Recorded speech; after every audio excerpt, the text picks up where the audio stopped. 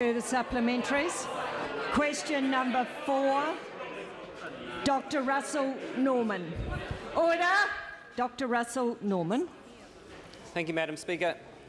My question is to the Minister for the Environment. Is he concerned that dirty dairying in New Zealand is now gaining international notoriety, as stated in Rural News on August 29th? And if so, does he agree with comments in Rural News on September 2nd that, quote, the recently outlined National Policy Statement for Freshwater Management demonstrates an abject failure in leadership? The Honourable Trevor Mallard. No. Supplementary question. Dr. Russel Norman. Thank you, Madam Speaker.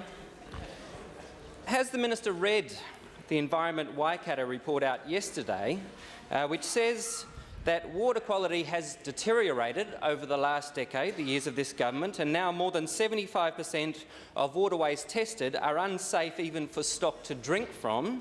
And how can a rapidly worsening water quality in the Waikato be anything other than an abject failure of leadership? Madam Speaker. The Honourable Trevor Mallard. Only the summary. The supplementary question. Dr. Russel Norman. Thank you, Madam Speaker.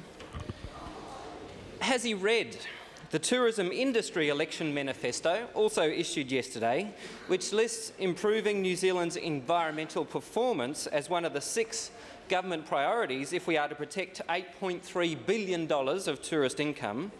And does the Minister believe that the 70% of Waikato rivers which are unsafe for humans to swim in due to faecal contamination are actually 100% pure, and tourists are going to flock to swim amongst the cow faeces and urine? The Honourable Trevor Mallard. To the first part of the question, only the summary, and to the second part of the question, if the member had read other media, he would have seen that this government has recently invested over $300 million in that very problem, and we would have thought that we would have praise for that, rather than running down the tourism industry the way that member has. Supplementary question, supplementary question, Tim Grosser. Madam Speaker, is the Minister aware of the long-term consequences for the New Zealand economy of undermining the New Zealand dairy industry?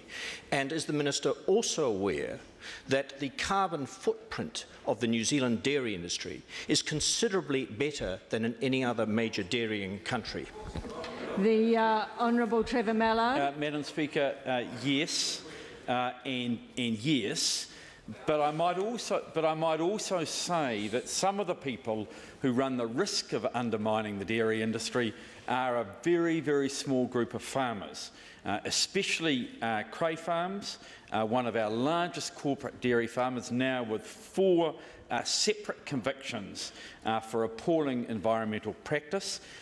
There are maximum penalties under the Resource Management Act of fines up to $200,000 or up to 2 years imprisonment, and it is my view that it is time for the Crafer family, who own now more than $35 million worth of farms, to be prosecuted as individuals rather than hiding behind their company fronts. Supplementary question, Dr. Russel Norman. Thank you, Madam Speaker. Is he concerned that the perception in the rural media is that, quote, Fonterra must be sitting smugly on the back of its lobbying against the government's threatened hard line for the dairy sector, unquote, as reported in Rural News? And is the paper not correct when it says he's scared of Fonterra's clout and his promise that rivers will be clean enough within a generation has now been sacrificed after the lobbying of big polluters?